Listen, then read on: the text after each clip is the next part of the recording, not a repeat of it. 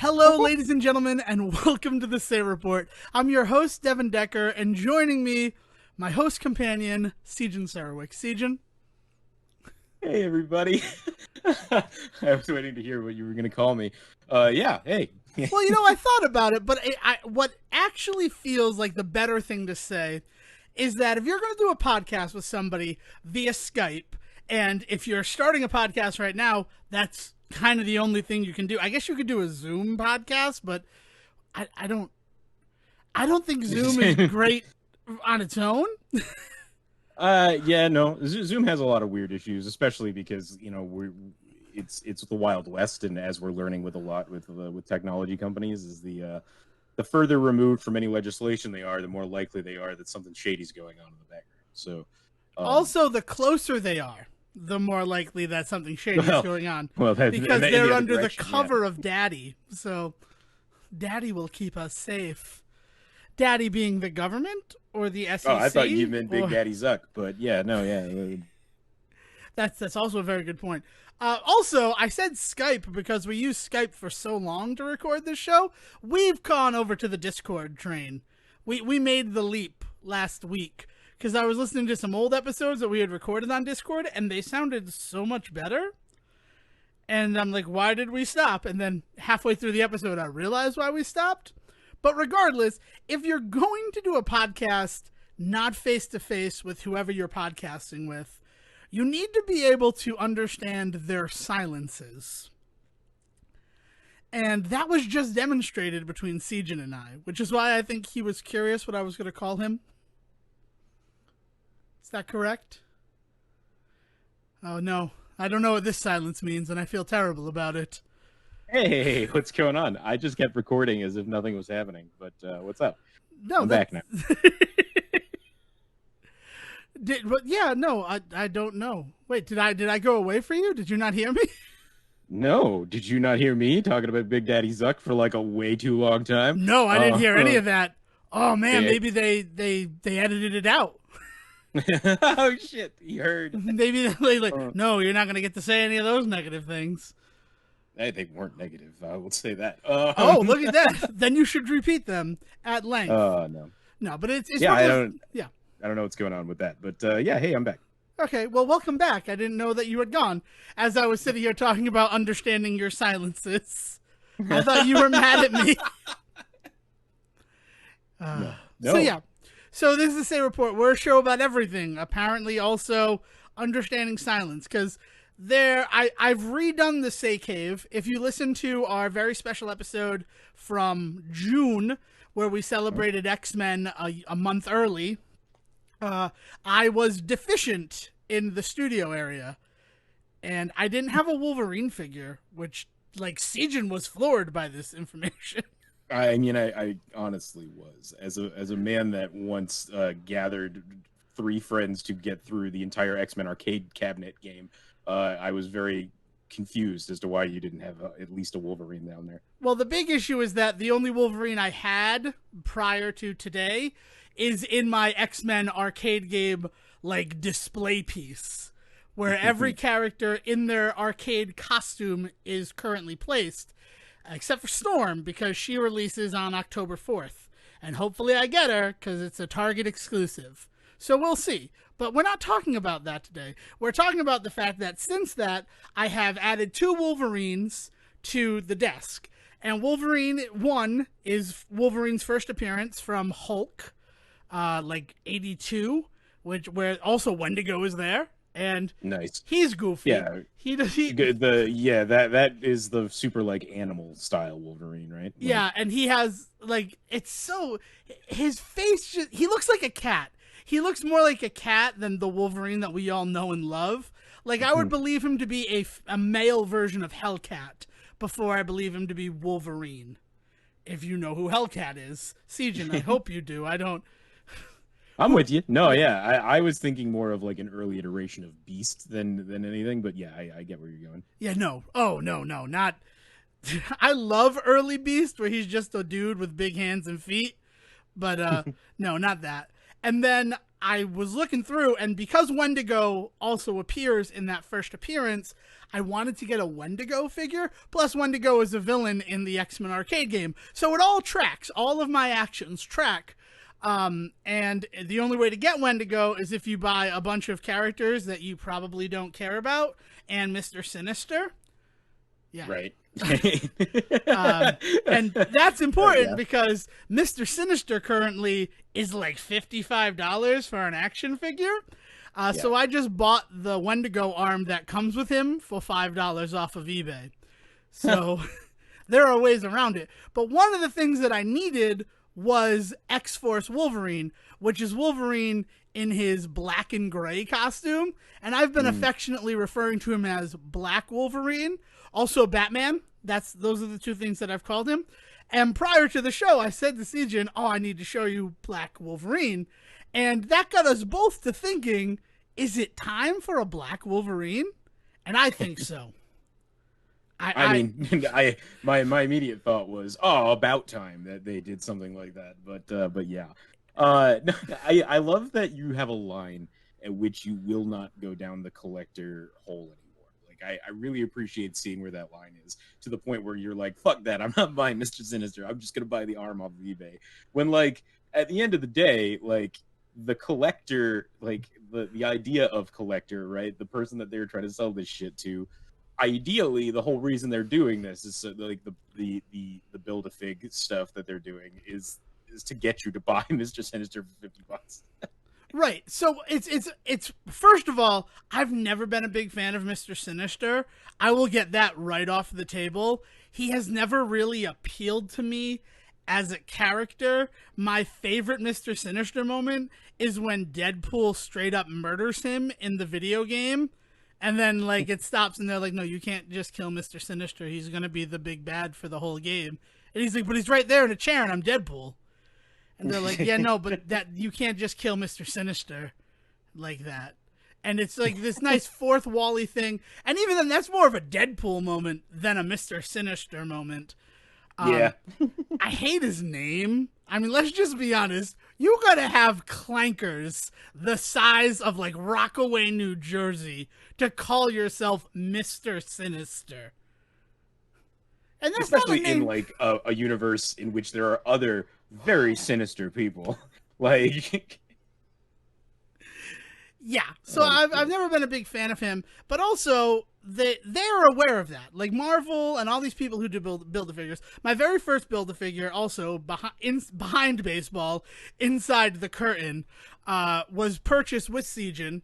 It was a powered up Mega Man figure that I got because I bought all of the PVC Mega Man characters. Mm-hmm. And that was because I freaking love Mega Man, and these were the first toys that actually looked like the characters from the game. It wasn't the Jakks Pacific ones that kind of had like He-Man vibes and like beefy Mega Man. Like, I'm all about bad box art Mega Man, but these weren't that. This was very much, oh look, it's Mega Man as a toy. Right, yeah, I was gonna say it was definitely box art Mega Man, but yeah, I much prefer, like, I my big thing with Mega Man, like, my big relationship to Mega Man is the fucking cartoons, plural, that have been out there, and so, like, that's the Mega Man I would want as well. Right, and they did one line of toys with that show. You can't find that anywhere. But I've never really liked the idea of the Build-A-Figure because it invariably means I need to purchase characters I do not care about at all. Yeah, it's weird, and I feel like we have had this discussion before, so I don't want to dwell on it too long. But I still come down on the fact that, like, I don't want to care about the Build-A-Fig. I want that to be like a nice added bonus, but that is not how they treat it. They don't treat it as the bonus. They know you don't want to buy Mr. Sinister, so they're gonna put that last piece in that box with him, right? Like that's the way that they treat it, and it sucks. Like, from a marketing standpoint, it is so clearly a cash grab as opposed to a reward to the customer for sticking with them. Like, hey, because you bought all these figures, we're also going to give you this sixth one as well, right? Like, that's not the feeling behind it. I mean, that's the Wendigo wave to a T, because it's X-Force Wolverine, it's Nightcrawler, which I needed for my arcade stand, it's Mr. Sinister, it's Guardian, Do you know who Guardian is? Not in the Marvel universe, no. Marvel's Guardian is the head of Alpha Flight. I mean, that's give or take. A lot of people believe that Sasquatch is the head of Alpha Flight, but Guardian is sort of like Canadian Captain America, because every country has their own Captain America, and Guardian is Canada's. And then it is Mr. Sinister, the aforementioned I don't care about, and then it's Boom Boom, who was awesome in X-Men Evolution, but in the comic books, not so much. I like Boom Boom. She's an interesting character, but it's not really one of those ones that like, oh, I gotta run and get her.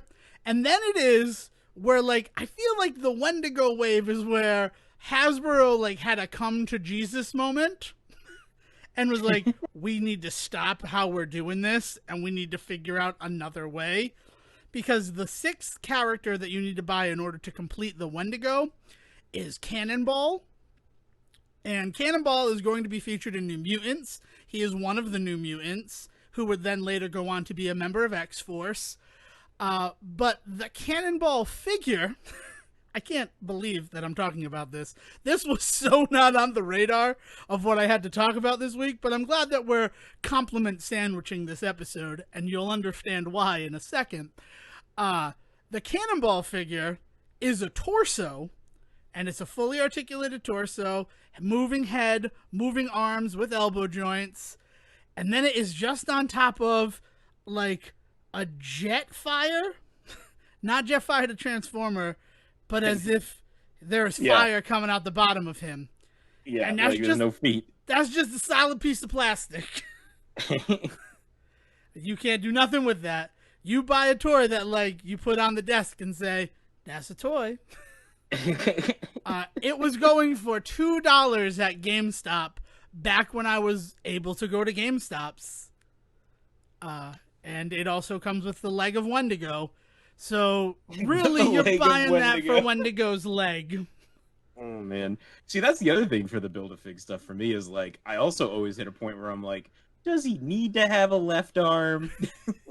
Well, there's a Cloak and Dagger are in a set that to build Spider, which is the alternate universe Spider-Man mech, piloted by the Japanese character. I can't think of her name, but it's great. The anime girl from fucking Into the Spider-Verse, right? Yeah. And Cloak and Dagger come with the head and torso pieces, which makes sense because those are like integral parts, and characters who people might not know usually get integral parts of the Build-A-Figure. But I'm like, I kind of love Cloak and Dagger. They're my jam because I read comics in the 90s. And I would be fine with I watched ABC Family. No, go ahead. I've actually Freeform. Let's credit where credit's due. Let's be fair. Yep. They were on Freeform. I've not watched the show. I'm a bad Cloak and Dagger fan for never watching their show. But I'd be fine having like Spider in like a display as if he's like getting repaired. Like, oh, his limbs were ripped off. But you know, his CPU and AI is still functioning, so he's here offering us guidance. Oh man, yeah. So the Marvel hero stuff is definitely an interesting sandwich for today. But I feel like you have some meat you want to put on that sandwich. Yeah, first. I have some meat. So last week we said that we were going to talk about a little game that I had dabbled with before we recorded. I was able to finish it prior to recording, and now I have platinumed it. And that game is Axiom Verge. So before I go as deep as I can on this, did you get a chance to play it, Siege? And I know that we had talked I did not about get that. my hands on it. I did check out, however, that link you sent to the what's the word I'm trying to think of? Not Flash game, that's not right, but like you know, Windows based version. It's like, what? It's a proof of concept kind of. Yeah. Essentially, the proof of concept for it. And I was gonna ask, like, how did you get to check that out at all? Do you know how close to the experience was? I would say that I completed it. I played that game like crazy. So the thing about Axiom Verge, and because I'm gonna go deep on Axiom Verge, even though Siegen said he didn't touch it. That's fine. Let's do it. Let's do this I need to go deep on it because it really set my whole weekend off on a weird trajectory that then, as they often do, the world's finest heroes were able to rescue me from. But Nice. the most important thing about Axiom Verge, the thing that I didn't realize, and what truly makes it a special experience, is it is one man, one game. It Hmm. is one person who did everything on that game. Yeah. Yeah, Thomas Happ and from really tip to dedicated a tail. lot of his life to it. Yeah. Yeah. Yes. So and that's important, right? And it came out in 2015, so it's 5 years old at this point. And in 2004, I believe, when he was still at Rochester Institute of Technology, he did, as a proof of concept, he recreated the first section of Metroid for NES from the ground up. He redid all of the assets for that game, redrew them all, and then he also created a different character besides Samus and a whole new moveset for that character to use. And that's what got him his masters in like design and Yeah. programming. Right. Yeah. Yeah. And that game, I mean, you said that you dabbled. Did you play the game or did you just, Hmm. yeah? I wouldn't say I completed it, but I definitely got into it it hooked me like real quick. Yeah, it's beautiful and the controls are very good, and you can see that this is someone who loves this and clearly has the knack for creating environments and characters, because even Hmm. though it's a separate even though it's Brinstar, for lack of a, like in everything but name, I even think it might be Brinstar in name. I was reading some of the attached documentation to Orn, and the whole belief was that this character was getting there before Samus did. Yeah. Yeah. Yeah. You see that there's this love for it. So then you hear about something like Axiom Verge, and obviously that same love that he put into what is essentially a tech demo is going to be on display for a full length game. And it is, right? There's clearly a lot of love that's put into it. But I said I platinumed Axiom Verge, and I wasn't happy afterwards. It didn't feel like a sense of accomplishment. And there's a real big reason for that. And it's And yeah, what? No, what is it, man? Like, okay. where does it fall apart for you? So the game itself is fine. Playing the game on my own, I got to the point where I needed to use a map to get 100%. And that's like the first step. Is I've been kind of at war with, you need to play a game when it's new since 2011. Maybe even 2000. No, 2011 is when Arkham City came out, right? Hmm. Yeah, Arkham Yeah. City is really a game that put me in the mindset that if it's a game that I want to play, I need to play it when it's new, because you don't know how a game's community is going to react. And if you play it new, there's going to be like people to interact with on the internet. If you all hit a wall collectively and then like you can work together to solve the puzzle, I'm Right. not a huge fan of that. I know that I just said I'm like a weird proponent for it, but I understand it. And I don't like you always talk about Fez. Now I've never played Hmm. Fez, but Fez is one of those games that as you play it, you start to understand more and more what's going on. Sort of like Nier Automata is another one where it's like you need to play it at least 6 times and then you'll finally understand what's going on with this game.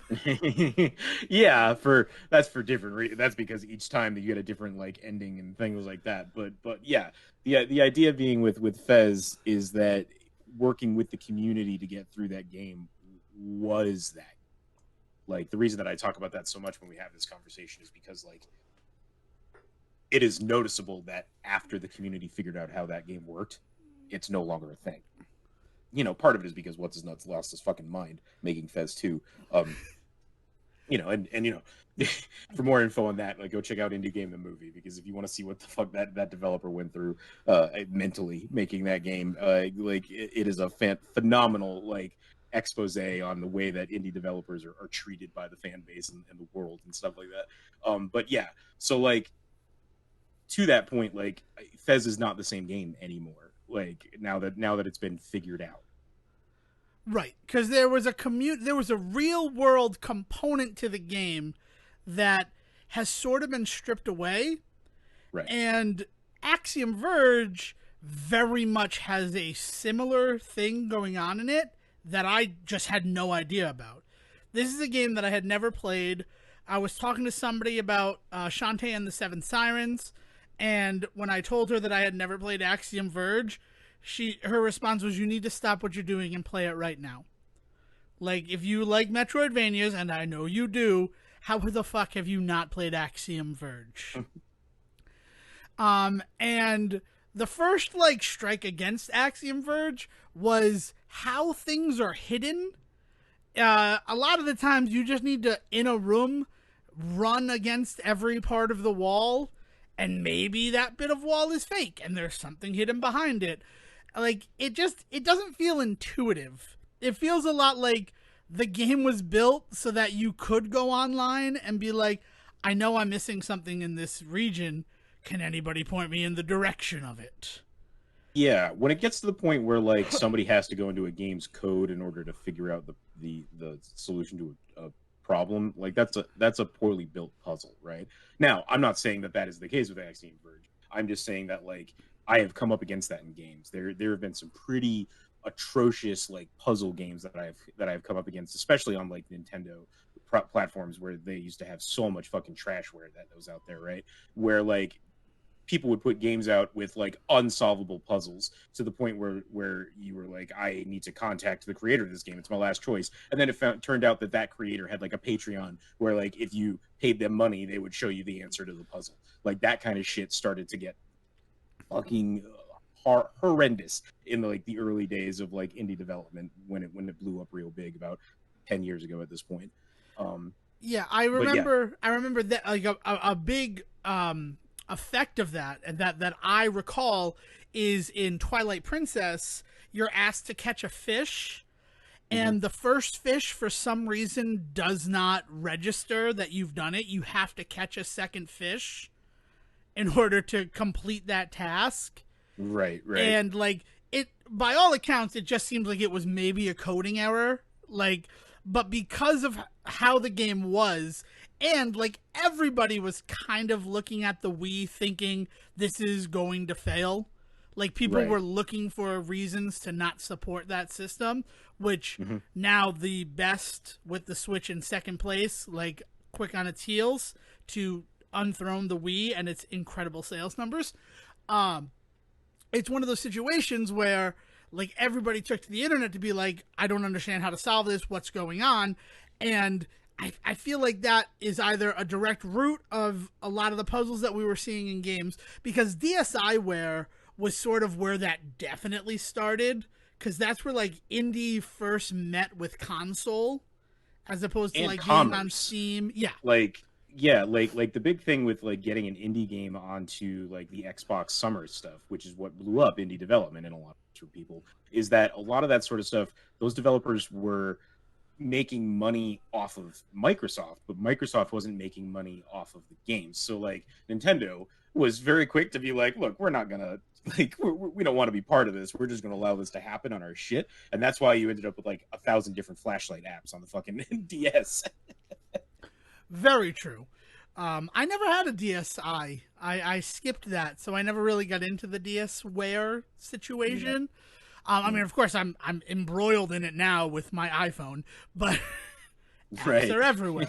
But yeah, so you get to something like Axiom Verge, and it comes down to when you've unlocked all of the map, you get one little jewel on the map screen, and when you've collected every item, you get a second jewel.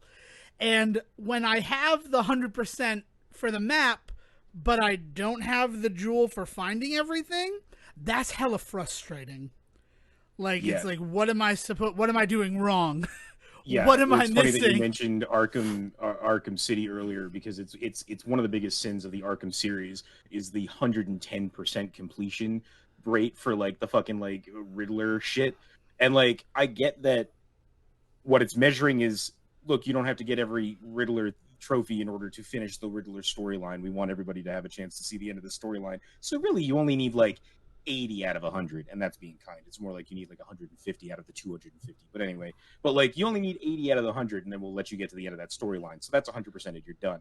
But if you want to see the true ending of the game, you actually need 125% the Wriggler challenges. And it's like, fuck you. Like, don't tell me 100% is done. Tell me at 80% I can see the end of the story, and there's more left to do. Like, don't lie to me.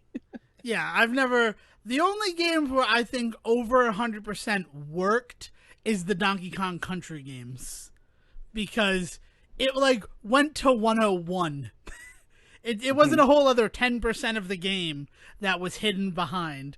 It was like, it was a little taste, right? It was a little something just to kind of keep you moving, and it's cute because they were also one of the early ones to do it. right. But like, I don't know. I mean, to the other side of this, I've actually very much enjoyed the way that Paper Mario handled things this year. Where in addition to the fact that you get a breakdown of every single like collectible type, and like every single section, how much you've collected in each section, what's left, and all that. And then on top of that, built into the game are these bells that you can collect that help you locate things like when you get close to them. So they've like built in methods to help you get to those numbers if you want to use them. And the bells are completely like removable. So like anybody out there that wants the challenge of like, no, I want to look around for a bit and find as many toads as I can without the bell, like you can do that. But they'll then also give you the bell to use. On top of that, there's like a toad detector, and there's like there's all sorts of weird shit that they work into it to help you find that stuff. And so like that stuff is fun to me. That is when that's great. I love that. I love when a game that is all about exploration is like, you've gotten to the point where the stuff that you haven't found is friggin' well hidden. Here's an item to help you find those things. Right. The Spider-Man on PS4 has the secret photo detector because there are secret photos that do not go towards any percentage. You only do them so you can get it Spider-Man in just a t-shirt. He has pants on too, but he's not in a costume. It's really what I mean. And like the Infamous games, there's a shard detector because there are like just shards that are randomly hidden. And when you've got like 97 of 100 shards, it'd be nice to have like even just a small idea of where I'm supposed to go to find these last 3. Because even with, and so like it also matters what's tied to it too, right? Because like you're saying, like with Spider-Man, that was kind of fun because you're talking about a cosmetic thing that doesn't affect gameplay, right? Whereas like on Arkham Knight, like you need to find 250 Riddler shit if you want to see the quote unquote true ending of that game. It's such a shit way to like gate the quote unquote like canonical ending. Right. And Axiom Verge itself, you have to have like over 66% of items collected if you want the post-credit scene. That, I don't know. The story is a big complaint that I have about Axiom Verge, but that's not why I'm here. You know, one person working on it, he did the best that he could, but it does remind me of why, sometimes I don't give a damn about stories in video games, and sometimes that's bad because it's a game where, like, the story is something they're proud of. It's something that I should be invested in. But then if I get invested in a storyline and it's ultimately not good... I mean, I will point out that you're one of the very few people I've ever heard of that have looked at the story and not been at least intrigued by it. like I appreciate that you didn't like the story, but you have to recognize that is one of the big things about Axiom Verge that people like love, talk about. I can't believe that at all. And I mean, semi-spoilers, if you've played Infamous, that's kind of the story of Axiom Verge. And like not even knowing, like having that to compare it to is not why I didn't enjoy the story of Axiom Verge.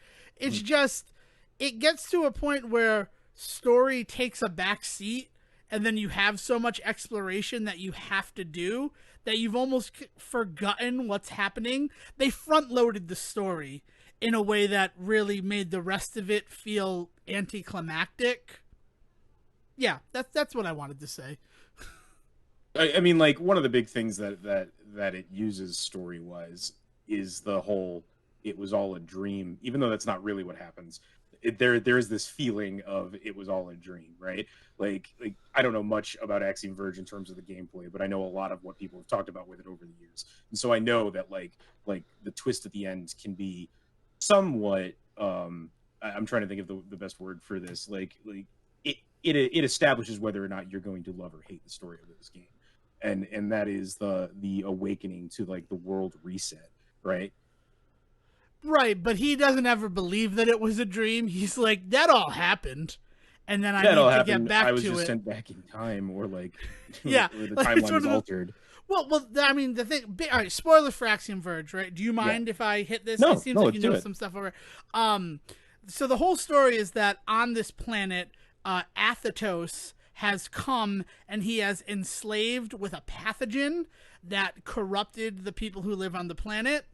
And the whole story is that Athetos, as a younger man, came to this planet and then left. So, like, for all accounts, Athetos is a future version of the character that you are currently playing. Right. And they kind of like keep that a secret. They try to keep that a secret from you, the people who are guiding you throughout the game, until he's like, I know it's me. Like, why are you guys doing this? Just explain the situation to me. I'm an adult. You can do this. And the response to that is that the person who's been helping him straight up murders him. And then he wakes up again in his regeneration chamber.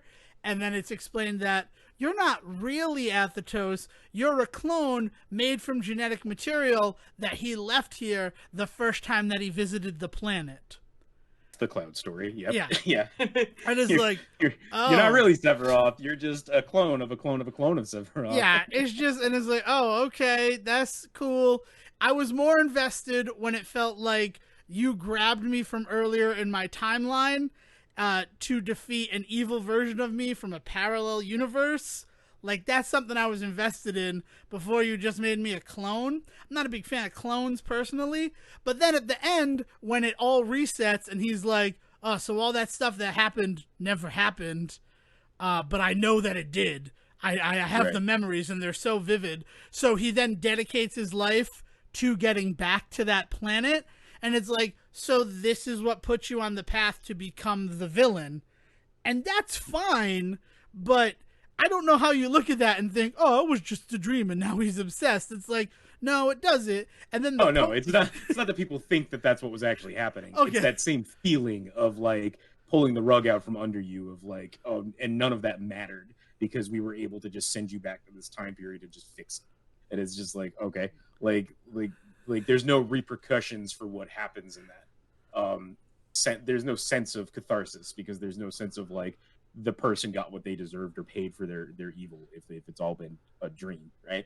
Right. Well, I don't think it's a dream. I think it's like Sliders. It's like It's like Quinn went to a separate Earth where he eventually grows into a despot, and then Quinn defeats that person, like Despot Quinn, and then goes to another Earth.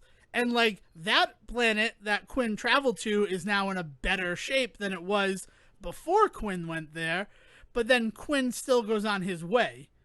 The thing that, like, I would have been fine with that, where it's like, well, I helped them, but now I need to go on knowing that, like, all of that stuff exists in the world, and there's no way I could convince people about all of the, like, physics breakthroughs that I have experienced by going to another planet. Like, there'd almost be, like, a quiet reflection in that.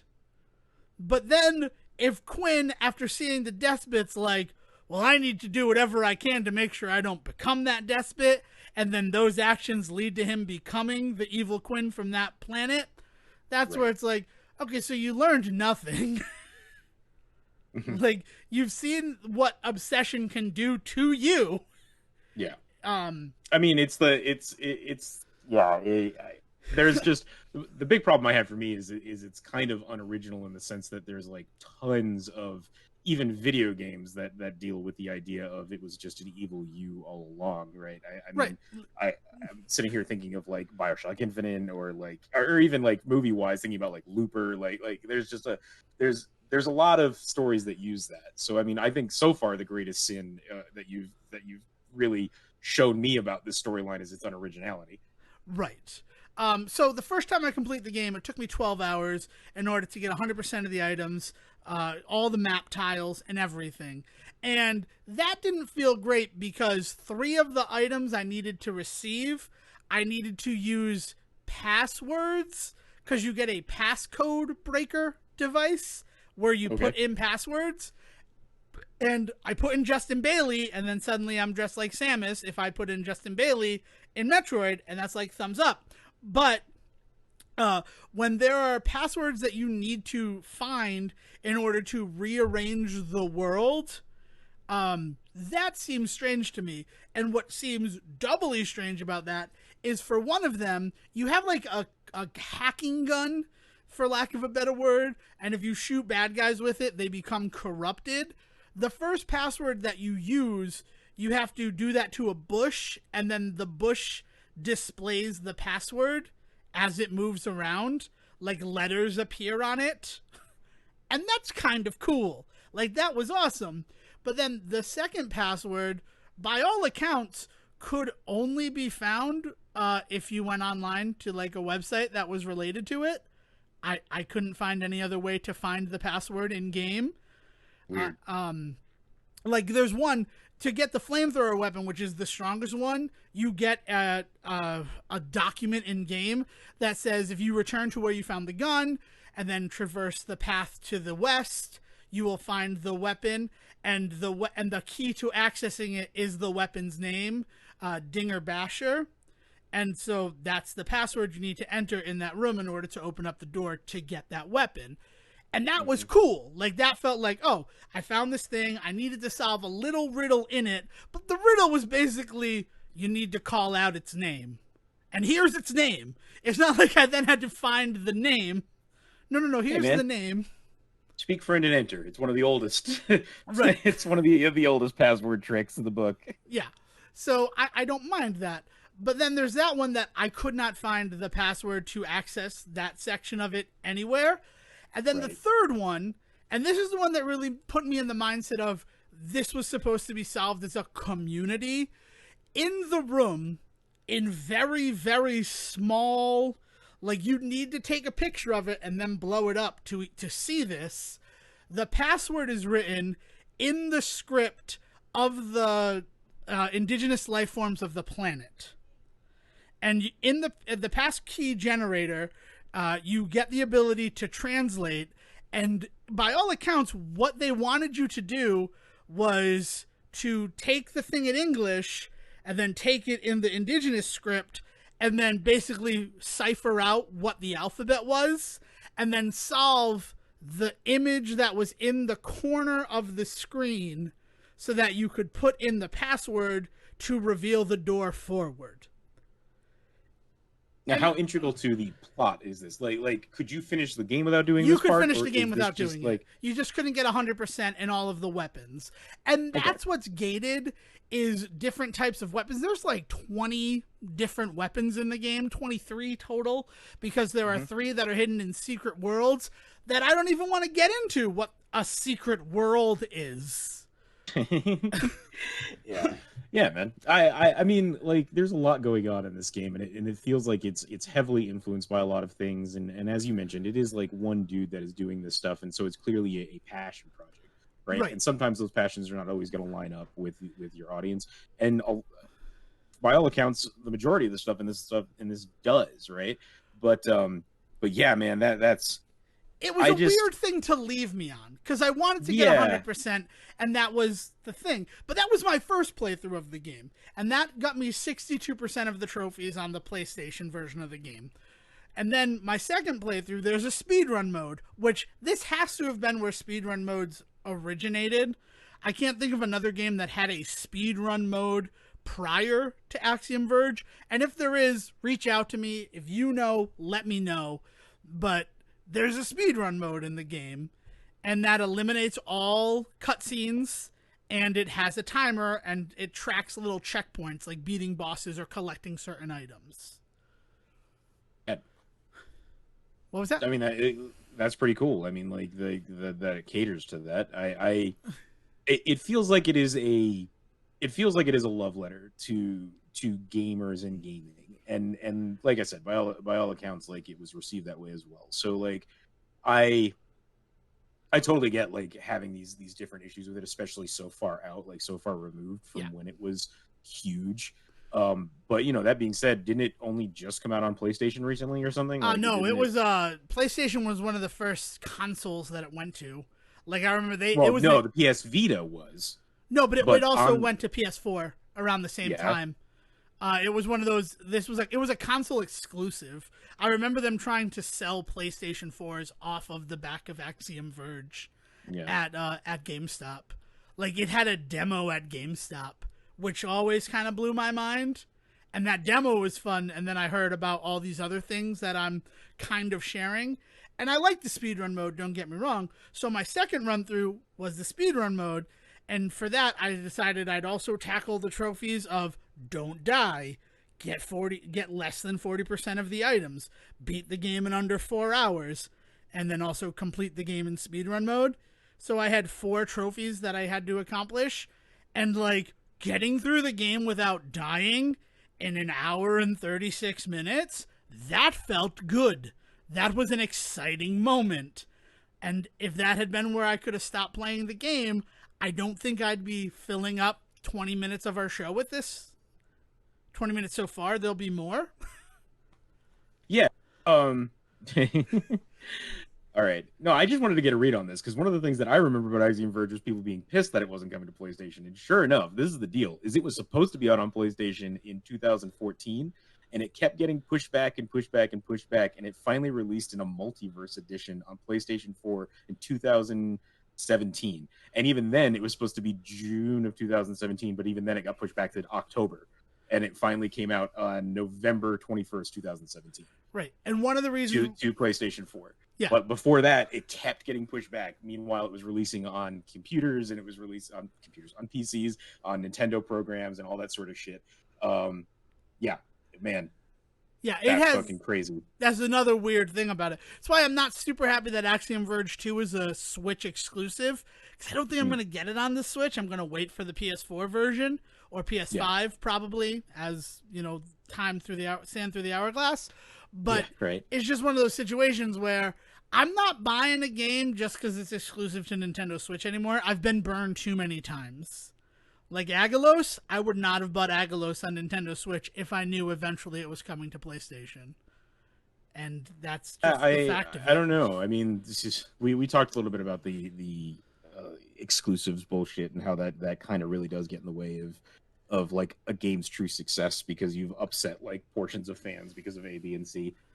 Yeah. And I think that it's a very nice, like, tempered, like, opinion to be like, I'm gonna wait on this. You're gonna call it a Nintendo exclusive, but who the fuck knows what that means in 6 months? And like let's see what's gonna happen. Which is a nice thing to hear compared to all of the assholes I'm still hearing bitch about like Spider-Man being a quote unquote exclusive to the PlayStation for Avengers. Is like, we all know, like in the coming years, you'll get a Game of the Year version that'll have Spider-Man in it. Relax, like it's gonna happen. Right. I mean, Soul Calibur 4, you get Yoda on the Xbox, you get Darth Vader on PS4. 6 months later, they were, sold as DLC. Right. I just think that at the time where sales matter to Sony, he's only gonna appear on the Sony products. Yeah. So if you're thinking about getting an Xbox Series X or a PlayStation 5, is Spider-Man going to sway you to our side? I think so, because we also have the Miles Morales game. Right. All right, so last thing about Axiom Verge, right? Because I'd like to move on to other things, especially with what we're already talking about. The final trophy that I needed to get was to glitch every enemy type in the game. Now, what does that mean to you? Does that include Bush? That does include Bush. I would basically, to me, anything that you can like damage should also be glitchable. Then is what I would say. Yes, and that's as somebody that from an outside perspective that has not like touched this game for longer than 2 seconds of like a preview. But yeah, why, where does it fall apart there? So where it fell apart, it initially fell apart for me because of my interpretation of every enemy type. There are red Nautiluses and there are blue Nautiluses. So I took that to mean you have to glitch a Nautilus. There are green snails and there are red snails. Just glitch a snail. That's the enemy type. The color shouldn't matter.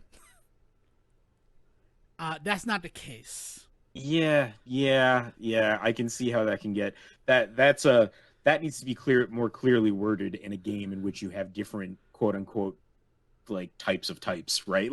Like that sucks. Yeah, and that comes from playing NES games where like a lot of times this is just the same enemy recolored. Because they just didn't have the space on the cart for it. Yeah. Right. And then I also think about where I fell apart is a green Koopa will walk off the edge and a red Koopa will turn around when it comes to the edge. So technically, that's two different types of Koopa.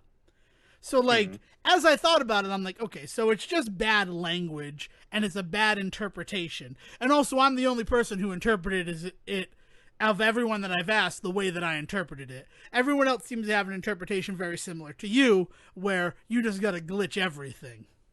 Yeah. So I did that with a third playthrough, and the only goal was to glitch everything.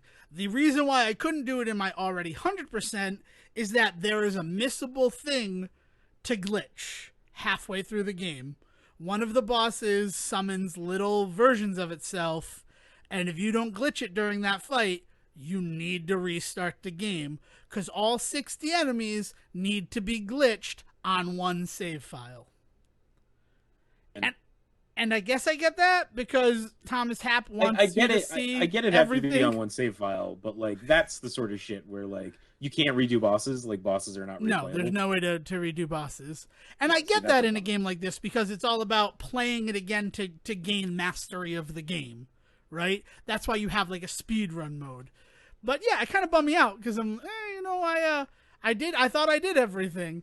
So then I went through the game and I glitched everything that I came across, and I knew that the magic number was 60, and at the end I was at 57. And I'm like, so I missed 3 things. What 3 things could I have possibly missed? And it turns out that there's a purple guy who, when he comes out of the wall and you glitch him, he leaves bubbles behind him. And a red guy that when he comes out of the wall, he leaves bubbles behind him when he's glitched. And the difference to someone like me, who like grew up playing Metroid, is, well, this purple one's in a purple wall and the red one's in a red wall. But by all accounts, they're the same enemy. They function the same. They even down to their reaction when they're glitched. Right. No, that's not the case. So I needed to go hit a red one because I had only hit a purple one, thinking that it was the same. The second one that I had missed was a red snail appears in one room of the game. And doing the speedrun route, because I'm like, I want to do this as quickly as possible, scanning every enemy, you don't need to go to that one room of the game. So I had completely forgotten that the snail came in a red variety that acts the same as the green snail. So that's it. Man. But then the last one, and this is the last one that the red snail was the last one that I scanned because I had no freaking clue. There are blue versions of that wall guy, and you scan him in where he is, he turns into rocks. There is one room in the game where when you scan him, he turns into a ray of light. Okay. That counts as a separate version of that character. Oh, man. Jesus, this is grueling. So it looks like, at this point, same. It's not fun anymore. Yeah, exactly. And that's what it is that, like, I wanted to platinum this game because I gained that mastery, right? And what is it? It's just a little bauble, right? The fact that I've dedicated all this time to talking about it is a little ridiculous. Apologies if you're a listener of the Say Report and this isn't really up your alley. I promise we're going to talk about fun stuff after this, and also other episodes are not this esoteric. But for me, one of the hosts of this show, this slog and all of these like weird sort of you didn't say the magic word, you thought you scanned a blue one, but there's a blue one that's special even though it looks the same. Like, I was done with video games. I completed it and I'm like, video games are not fun anymore. I don't want to play video games anymore. And then that Well, was and I think that that is an indication of like where games were at over the last 10 years. It's been really hard to like be like an old school video game nerd and still try and keep up with like this sort of shit, because this is the attitude that kind of got into this shit, right? I mean, like it all comes down to that get good attitude that I was bitching about a couple of weeks ago with like Fallout 5, is that they distilled all of the like the worst lessons out of what people loved about early Fallout games, about specifically 3 and 4, into that, right? you mean It's this Far Cry? idea that I'm just gonna stop you. Far It's Cry. Far Sorry, Cry. nope, thank you. Yeah, Far Cry. I mean, say what you want about Fallout, but anyway, but yeah, no, in the Far Cry series, right? And it's that attitude that you need to prove yourself worthy that is just toxic and atrocious. And like that's what this feels like. Is it feels like you got to prove that you know every enemy in the game. You got to prove that you knew exactly how to go through this stuff, and then it just becomes a moot point because, as you pointed out, like the community gets together and just tells everybody how to do it. Yeah. Like so I mean, like you didn't prove shit except that we all talk to each other. I ended up on an oh. Imager site that had a picture of every enemy, and I just made sure that I had scanned what every enemy looked like. And that was how I ended up doing this. It did not it felt like work. I didn't enjoy it. And I mean, you're far more cynical with it, and I understand that. I understand that cynicism on the back of what Far Cry 5 had become, especially from Far Cry 4, because Far Cry 4 was the game that got me into playing that series. It was a very, like, it distilled everything about that series into, like, the funnest possible thing for all comers. As far as I'm concerned, I might be wrong on that. No, I'm with you on that. No, I'm completely with you on that. So then that, like, people were like, oh, it was too fun. I want it to be challenging. And then they gave us what Far Cry 5 was. But I looked at it as they put it in there because Thomas Happ wanted you to see everything that he had created. And, like, it's slightly different here. And that, like, it was supposed to be a way for you to appreciate the work. And it just, if there were an in-game bestiary, I would definitely feel that way. And I think that that's why games like Bloodstained Ritual of the Night has another defeat every enemy. And that's the way you do it. Defeat every enemy type, and then you have a bestiary, and they only show up in there when you defeat them. Mm-hmm. That's easy to track, and I immediately understand what you want from me. Mm-hmm. But when it's just like every enemy type needs to be glitched, that is so open to interpretation, and it doesn't give me the desire to like want to search that out. And also, it was exacerbated by Friday morning. I just throw on like Twitch to like clear my mind, and the streamer is just complaining about what he's doing, and I'm like, yeah, I don't want to be a streamer because it feels like work. Also, like, you're supposed to be entertaining people right now, and not that I'm gonna like say that to anybody, like, oh my god, how are you not, like, be entertaining? Don't complain. But like, it hit me weird to be watching a stream and that being the reaction from that person on the back of playing the game like this. It's this weird it's this weird balance that you have to strike when you're in this industry now, talking about this sort of stuff. I mean, even here in this small scope setting that we have with this podcast, like the balance of like wanting to be a fan and entertaining and enjoyable, but also like wanting to be informative and like talk to people about like this is the attitude in this game, and it leads to this attitude in the world. And like, what does that say about like I'm very, very happy that I live in a world in which like there's this idea of stuff beyond the main game, the idea that there's more to do in a game, to go back, right? Like I love the invention of New Game Plus. I think that's a fantastic way to bring people back into a game that they've already played. Like, I think that's a really good move in that direction. What I don't love is these stupid ass trophy challenges that like require you to go and do something that's just at some point not fun anymore, right? Like when it pushes you to the point where you're just doing it and not enjoying yourself. And like, some people will say like, then don't worry about trophies, but that's like that's kind of a false answer, right? Like, because like obviously I want to enjoy a game to its fullest, but like don't entice me, don't then treat me like I'm not a true fan of the game because I didn't platinum it, right? Which is the other attitude that's out there. Is like, on the one hand, you're either such a fan that you went through this grueling slog and like clearly you're a fan of this game because you did this shitty challenge, and it's like, no, you can still be a fan of the game otherwise, but like that's not the general attitude of the public on that either. Like it's a nightmare being a video game fan sometimes, and like everything that you're talking about right now definitely is something that I struggle with day to day when it comes to gaming. Right. Like, I wouldn't have gone back and played Axiom Verge that second time if there wasn't complete this in speedrun mode. And then that'd be a whole mode that they had put together and built that I wouldn't have experienced. I would have just moved on to the next. So, like, but then that 98%, like, that would dig into my mind. Because that's what it was at. By doing everything except for scanning every enemy in the game, I was at 98%. Yeah. And it's just like, and that will drive me crazy. It's not like Mega Man 10, which like one day, bored, I tried to complete the beat the game without taking damage trophy. And I got through 7 of the 8 Robot Master levels, literally without ever getting hit. And that took time to do. And it's a good memory that I have in my mind, but mostly because after not being able to do that last level, we went to China Buffet and got super sick. We just ate so much food to like cleanse the feeling of what I had spent like 4 hours doing.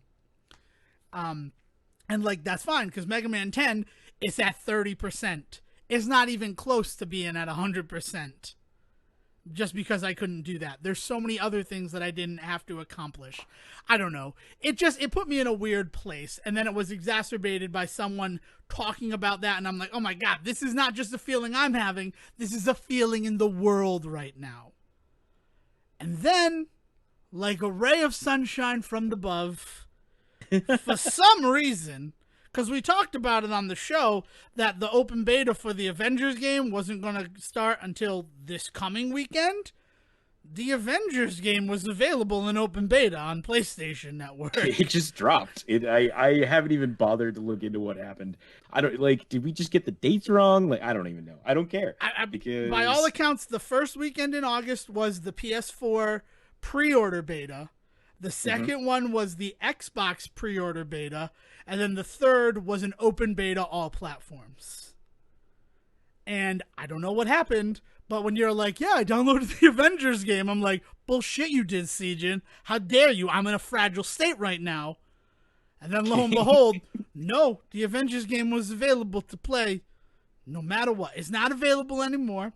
It was just the weekend because Dale tried to play it today and was very disappointed.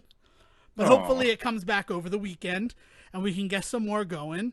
But we got some hands-on time with the Avengers game. And Sejin was very confused about the game a week ago. So do you want to share your thoughts now after some hands-on time? I mean, I was under the impression it was going to be Destiny with the Avengers, and I have news to report. Guess what it is? It's Destiny with the Avengers. You know, the confusing side of it for me, and the parts that they were kind of keeping, close to the vest, were like, how does the gameplay, like, how does that come to fruition? You know, who do you play as? What are your powers? How do those powers communicate in terms of like leveling? You know, because one of the things that's always been kind of intriguing to me about this concept is how do you level up a character? How do you add points into a slot for a superhero? Right? Is the idea that they're super. They've got these powers. Are these powers developing? Are these powers new powers that they're discovering? So like with Batman, the way that they've always done that in the Arkham games is it's like you're picking up new gadgets. And as you get new gadgets, you get new things you can do with them and stuff like that. Easy peasy there. How does that work with somebody like the Hulk? Where like, what's his power? Well, he gets very strong and he punches. Okay, well, I don't get stronger and punch things, right? Like that can't possibly be what it is. And it's not quite that. Like it's really more about like the moveset. I think the thing that really stuck with me is I had mentioned over the weekend that as we were playing it, I was like, I think the moves, I finally understood it once I compared it to doing a Dynasty Warriors game, or for anybody that played Hyrule Warriors over the last couple of years, which I will have to get back to you on my time with that game, because I just finished the main campaign of that, and now I'm doing a bunch of the one player stuff in it, and that's a game unto itself that we will need to talk about someday, because some weird shit happens in those games. But anyway, the idea of you have a heavy attack, you have a light attack, and what you're doing is you're leveling up your combos in what you can do with those. So essentially, it's whether or not you press square twice and then triangle and that does something, or you press square 3 times and that does something, or right. That's how you're kind of changing things up, and that is currently a really nice kind of carrot at the end of the stick for like the kind of stuff that we were doing in the beta. But I will say that like once I level up a character and I hit like top level for them, what is my incentive to keep coming back? And I think that's where the interplay between like forming an Avengers team, a strike team, and going out there and doing stuff, that's when that kicked in for me. We had some hesitation in the beginning with the beta, because they make you play 3 to 4 missions on your own before you can do multiplayer. Rightly so, like so that they can show you a little bit of the story, show you a little bit about how the mechanics work, things like that, and then they open it up the sandbox for you to kind of jump in and play. But in that, on its own, I was really struggling to see why I should care past a certain point. Because in the moment, it was fun because it was new, right? But it wasn't very fun beyond that. And then we were able to team up together and go out and do some shit together. And that was when all hell broke loose and that game opened up for me in a way that was so exciting and so much fun. Once you form that strike team and you're able to go out in groups, and the different types of strikes you can go on, you can do like the short quick ones, you can do the harm room ones, which seem like there's a little bit more length to like the wave based format there, which is really cool. And then my personal favorite was the war zones, dropping into a war zone, being able to just wander around a map and do different things as they happened. Different instances would occur, and things like that we could either get involved in or not, depending on what kind of mood we were in. Like that really worked for me. Yeah, and the big complaint that I had about this is those 4 missions that you had to play before multiplayer opened up to you.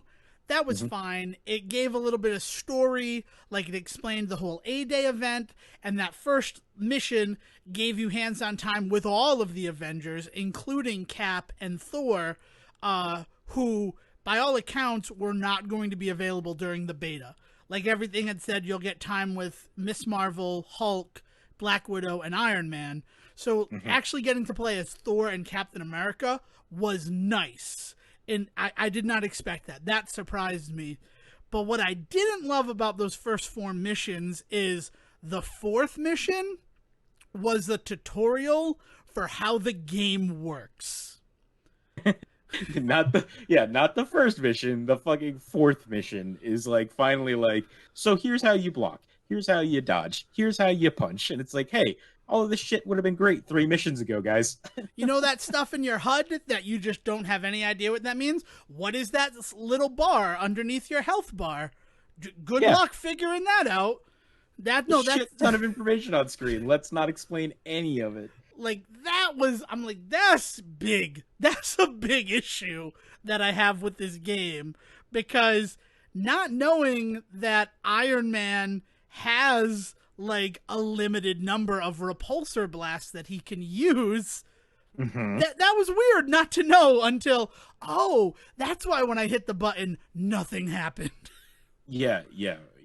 Or like, I had a really hard time because I didn't understand that the shield bash that you were taught as Cap, that's like one of the few things that they do teach you how to do when you're playing as Captain America, didn't apply to like the likes of Miss Marvel or Hulk later on. So I was like trying to pull that move off again, and it wasn't working until a mission later in the tutorial where it explained, as these bigger characters, you're actually going to do this instead. And it's like, oh, okay. Well, why didn't I get...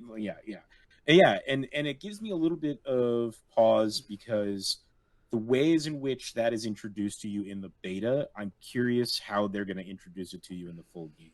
because like a lot of the issues that I was having, I couldn't help but think the entire time, well, this is a beta. This is a beta. Give them, give them some breathing room, because like clearly they wouldn't do this in the actual game, right? Except that what we're talking about is like the first mission you go on is the inciting incident of the story, right? Like so if that's not when they're going to give you the tutorial, when is it? And the second mission that you go on is where you find the hard drive to power the tutorial. Yeah. So yeah, exactly. So if we don't have the hard drive, how can we learn how to do things? It did seem a little strange that there was then a third mission before that tutorial one. Like if they had just switched places, that'd be fine. And the other thing is, if they're going to gatekeep the matchmaking to those first 4 missions from a storytelling point, I don't know how Iron Man and Black Widow are just going to show up, because the through story of those first 3 out there in the world missions was trying to find Tony Stark. By all accounts, he was in like hiding somewhere. And you have Bruce Banner and Kamala Khan trying to find Tony Stark. And then after the 4th mission, without any indication that you had found him, you could play as Iron Man. And that I'm willing to forgive, because like clearly they were pulling connective tissue out. Right. But how much connective tissue is there going to have to be then? Because it already took me an hour and a half of playing before I could get to the quote unquote fun part. So is it going to take me even longer than that? Yeah, I want to know more about the story. The beta secured for me that this is a game I am interested in. I can have fun with this game. But again, if it's going to be even more missions in order to play as Iron Man or Black Widow, specifically Black Widow for me, which I'd like to address the whole skill tree thing that you talked about. What you discussed, unlocking like combos and stuff, that's very much what the Hulk's skill tree is. For a character like Black Widow... And Tony's, actually, now that I think about it, Yeah, Black Widow and Tony, they had things that unlocked weapons for them. So Black Widow starts with her pistols, but then you could get, like, auto-fire machine guns and, like, a high-caliber, like, pistol. I don't know, it should have looked like a rifle. I don't know why it was just like, she has one gun and it's high-caliber. Like, it seems strange to me. Those completely changed how I played with both Black Widow and Tony Stark, because his unlocks were, as opposed to just repulsor shots, like missiles or lasers. And those missiles completely changed how the Iron Man character functions. Before, I was doing that shield vault, but once you have missiles, if they're equipped, one heavy would break anyone's shield.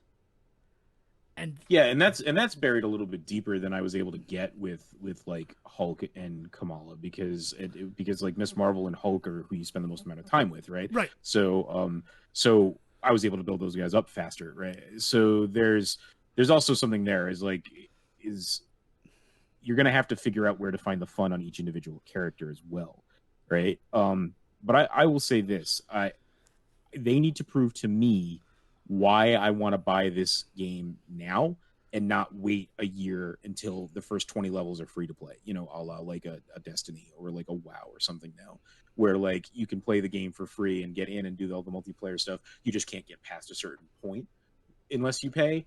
And like right now, it feels like that's what I'm willing to do with this game. Is I'd be very willing to get in, pay for a couple of small cosmetic things, maybe buy like what does Apex call them, like buy a what do you call it, pack? Apex packs?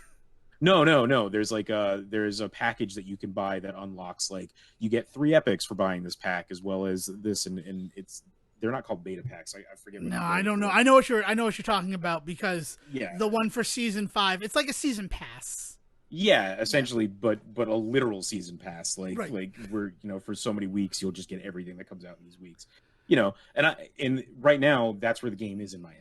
Is like I'd be very willing to get in on this game to play with my friends, to dick around and all that. I don't know if I'm $60 willing to drop in and spend 3 hours on my own first to get to that point, though, right? But that being said, I tried DC's online thing when it first came out years ago, and I hated that. So they're already doing better than that shit. What was the DC online? DC Universe. DC Universe, right? Man. So like I very much enjoyed my time. I had no expectations about what this game kind of was. I mean, as you mentioned, like I was kind of all over the place and not quite knowing what I was getting into, but I had enough of an awareness of what I was getting into to like not be completely thrown by the fact that like, hey, we're going to have to do a couple of missions on our own first before we unlock multiplayer. Like, be aware that that's just how these games work, right? They want you to learn how to play the game a bit first before they throw you into the fucking weeds. Especially because, like, we ended up with a rando kind of immediately when we played, which ended up actually working out wonderfully. Whoever it was, if you're out there, if you're listening, like, thank you for the experience of like playing on that team with us, because like my one and only experience with a random person in Avengers was great. It was excellent. It was yeah, unbelievable. Yeah. You don't get that type of, and especially we were specifically playing that mission to unlock a secret mission that we had found out about online, and he was right alongside us, even though we were not communicating with him other than how we were moving through the level. Right. And that, yeah, I mean, we were going in the complete different direction from what the marker was saying to go, and that person just kind of followed along with us, kept us up, kept us going. Yeah, it was awesome. It was fantastic. And there's also, this beta felt like exactly what you're discussing, where the first 20 levels are free, because I played with Black Widow a lot. Like, to the fact that I discovered move tech to, like, make her a more efficient killer. Like, I felt good doing that. And that's what sort of brought me back to loving video games, is that feeling of, like, when I'm learning a new game and I'm testing things out, like, this totally hit those pleasure centers of my brain. However, the beta only allowed me to get her up to level 15. So for me, it really did feel like one of those, the first few levels are free and then you have to pay us. And that's, first of all, that's how betas should be for these live services, because I don't want just the cultivated experience. I want to feel like I'm playing the game. That's why I'm a person who, like, is currently looking at Marvel's Avengers, and the only hurdle I need to clear is, how is story integrated into this experience that I love, as someone who does not like the online multiplayer experience. I will be the first person to slam down that membership card. I am a single player. That's how it goes for me. And this, I loved playing multiplayer. And the secondary hurdle, which is much smaller, is do I want to wait for it to come out on PS5? Because I know I'm going to get a PS5, and do I want to buy the PS4 and hope that whatever the, like, evolution program they're offering is whatever they've decided to call it by that point, as good as it sounds in my mind, or if it's just going to be, you can play the PS4 version of this on the PS5, and then, like, maybe you can pay to unlock all of the special stuff that the PS5 will offer. I mean, it looks real pretty, so like I don't know how much more I'd be looking for from a PS5 version other than, like, I don't know, better quality with, like, the control. I have to say that one of my few complaints is that the controls feel a little muddy for me. Now, I didn't play with anybody. I didn't really get to play around too much with, like, Black Widow, who has a lot more of a specific moveset as opposed to, like, Hulk or Kamala, where they really are just, like, Hulk smash, right? And Tony, as we were playing, started to feel better and better as I was playing him. But there was definitely still some slippage in what I was doing, like not really translating to what I thought it would on screen, that sort of thing. I mean, load times is a secondary thing for the PS5, because they're promising, like, no load times at all, and there was a lot of loading with this game. So there was a lot of traveling, although I will say we used a lot of that traveling to destination time, which is how they mask loading in this game. Like, we used a lot of that time, or at least I did, to pop into my menu and, like, do some gear. Like, it actually felt good, because it felt like if we're all sitting in a Quinjet heading to this mission, or, I've been watching Six, the TV show Six, which we can talk about that when I'm done with the whole series, because I got thoughts about Six, but we're already pretty deep in this episode. And one of my favorite things about that show, and literally one of my only favorite things about that show, is everyone is always working. Like, it never seems like they have time to lean because they're always checking through their equipment for the mission or making sure that everything is at hand. Like, it is a busy work background actor's paradise. And I love that. And it feels very real that the Avengers are using this time sitting in a plane heading to a destination being like, oh, I want to make sure that I have on my gauntlets for this and I'm wearing the outfit that would best fit this situation. Maybe not the neon colors. Maybe. Yeah, I mean, and like I can now having played, I can easily see how they're going to like carve out things like Spider-Man and stuff like that and Hawkeye for the time being. It's going to be almost kind of weird to have them in there when they do get added. Like, you know what I mean?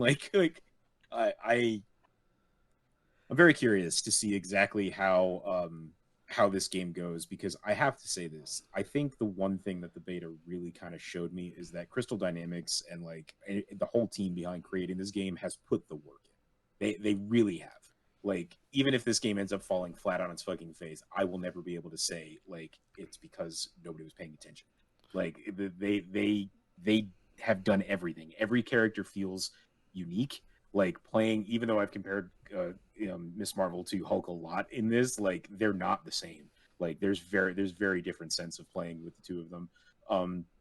There's a huge difference in playing with Tony in general, just because he has the flying ability, like, in him. Like, and then on top of that, like, it looks phenomenal. Everything looks unique and beautiful. The way that like Tony's suit moves when he moves is really weird and cool. The way that like Black Widow transitions between different movesets is really like amazing to watch. Yeah, man. I mean, even the secondary costumes in action are really funny and goofy and cool to watch. You know, the first thing I did was buy Hulk like silly shit, like cabana gear and stuff like that, and like watching him run around in a tank top that like is moving along with him, it looks really good. It's very wild. It's just wild. Yeah, I mean, that's one thing I had said on this show. It didn't seem like I could do a black-haired Black Widow, and she was there front and center for the beta.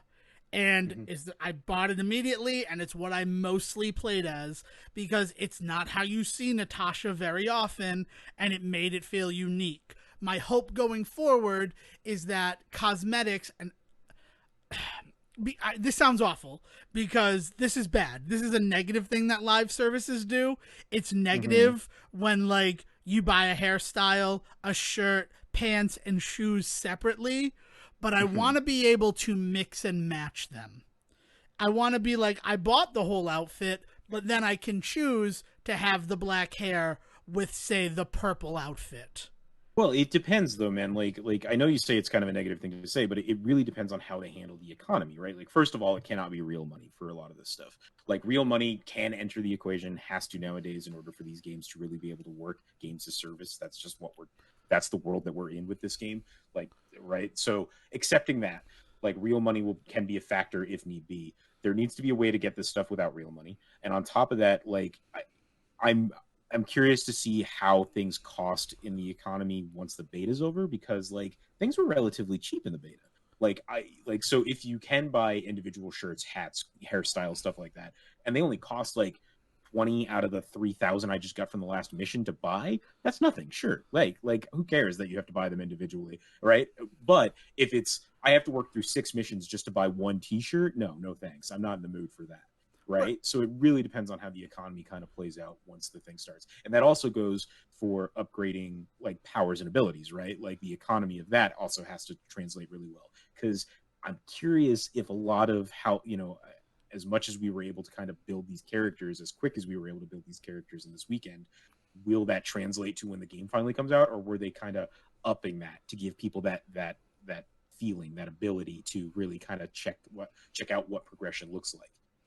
Yeah, that's a very good point, because the way that I power leveled, for lack of a better term, like the Black Widow, was just doing those harm room waves of enemy missions, because it seemed like every time you defeated an enemy, you got experience. And I would do one of those, and I'd walk out having gained 3 levels as her.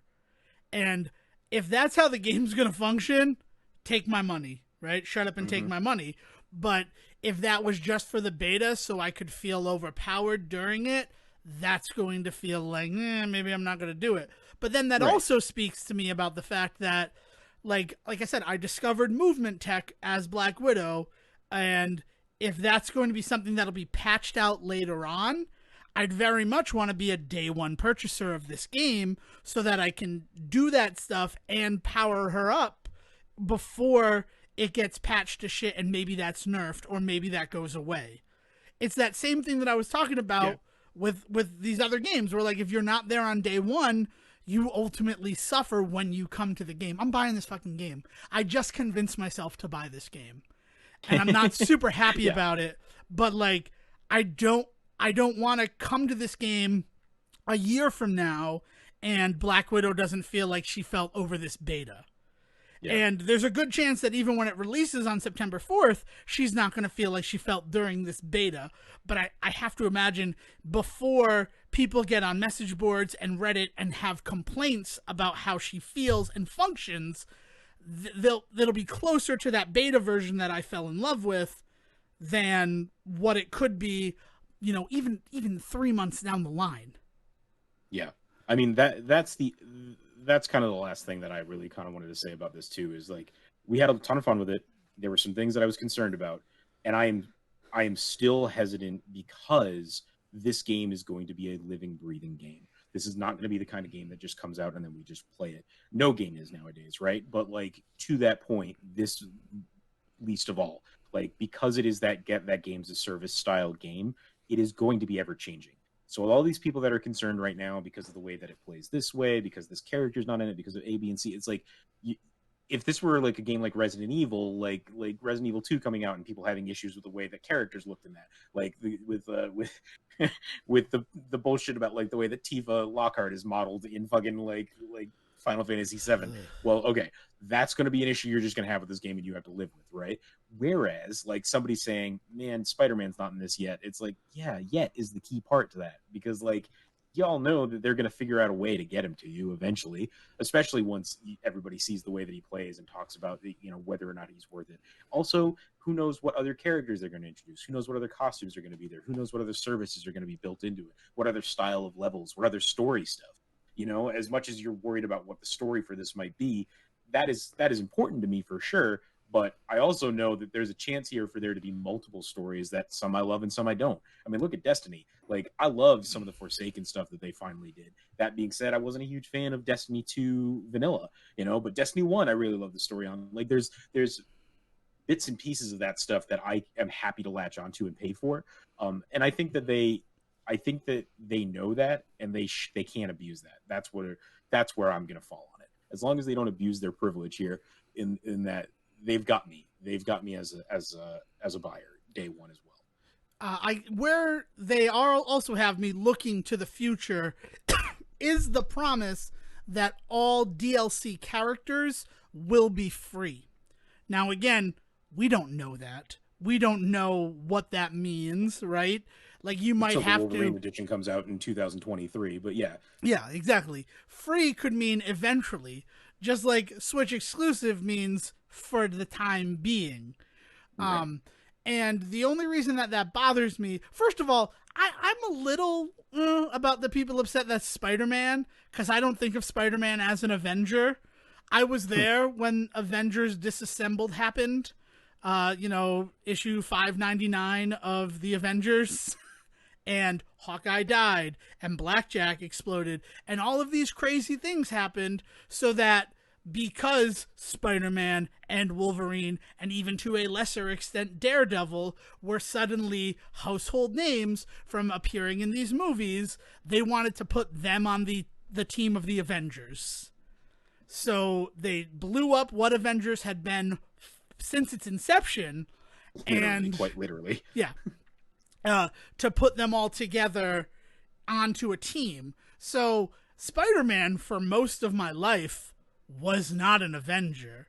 And like, sometimes he would team up with the Avengers in a Marvel team up, but I still don't think of him as an Avenger, especially when you look at the, outcome of something like One Day More, where he sold his soul to the devil so Aunt May would come back, and he's no longer an Avenger because of it.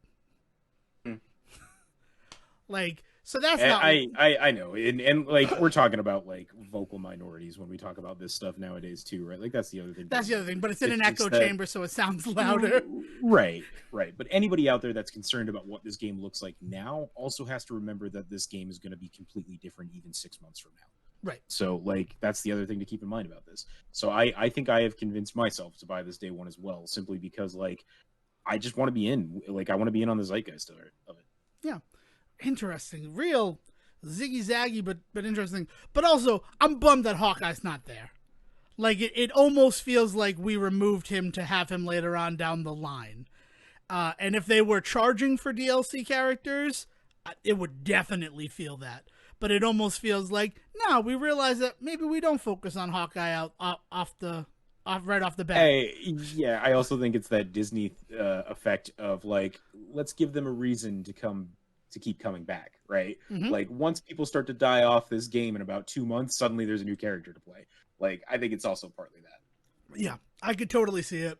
But the fact that Hawkeye has a room on the Chimera, like, is like, oh, okay, so Hawkeye was supposed to be here. But yeah, that's and also he's in that picture. Is a little upsetting that Hawkeye's not going to be there from the beginning. However, I don't know, man. They could play my heartstrings if he shows up like in like a climactic moment at the end of the story though, and he shows up as an NPC, and then I know that in a couple of months I get to play him. Like that could play real easily to me. I feel like it's gonna be Final Boss syndrome if that happens though. We're like, oh, I finally get to play as Shao Kahn. Why is he a full foot shorter than when I fought him? What's happening? Yeah, no, it's good. It's worth checking out. We didn't bother to do the research, and I don't feel bad about that. But there should still be an open beta coming this weekend, based on everything that was written before. So if you haven't gotten a chance to try it out, and we've given you some reason to check it out, go out there, see if you can get on the beta, and give it a try. But let us know you're playing too, because like, we want to team up with people. We will play with people, and because we both just admitted we're gonna buy it the day it comes out, even if just so we have something to play that's not Borderlands 3 anymore. Not that I didn't love killing Captain Truant 8-9 times. Yeah, I know. During that event, it was very fun to have something else though. Yeah, and it seemed to stimulate both of us in a positive way. All right, so anything else that you would like to add before we bring this Dagwood sandwich to a close? No, I'm very happy with the Dagwood. All right, cool. So if you have anything that you'd like to say to me about my thoughts, feelings, especially about Axiom Verge, I'd love to hear from somebody who maybe played it right when it was new. You can find me on Twitter at Devon D. Decker. And if you want to play some Avengers with us, like I am super excited to get in there and play with people. So hit me up at Siege versus the World, and we will make some time. All right. So now let's throw it to our very own Hawkeye. Will, please bring us home. Thank you for listening to the Say Report with your host Devon Decker and Stephen Selwick. Please follow the guys on Twitter and Facebook by searching for The Say Report, and you can always subscribe on your podcast channel so this is delivered straight to you and you can enjoy it every week. With apologies to your mother, we'll see you next time.